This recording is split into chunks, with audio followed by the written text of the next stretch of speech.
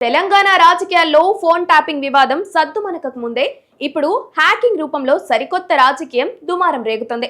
గత ప్రభుత్వ హయాంలో ఫోన్ ట్యాపింగ్ జరిగిందని ప్రస్తుత కాంగ్రెస్ ప్రభుత్వం కేసులను వేగవంతం చేస్తుంటే ప్రతిపక్ష బీఆర్ఎస్ మాత్రం అధికార పక్షంపై ట్యాపింగ్ కాదు ఏకంగా హ్యాకింగ్ కు పాల్పడుతుందంటూ తీవ్ర ఆరోపణలు చేస్తుంది.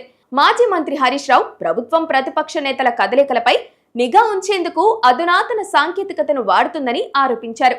కేవలం ఫోన్ మాత్రమే కాదు, నేతల నివాసాల్లోని సీసీటీవీ కెమెరాలను కూడా హ్యాక్ చేస్తున్నారని ఆయన ఆరోపించారు. మా ఇంట్లో మేమేం మాట్లాడుకుంటున్నామో, ఎవరిని కలుస్తున్నామో తెలుసుకోవడానికి కెమెరాలను హ్యాక్ చేస్తున్నారని ఆయన చెబుతున్నారు.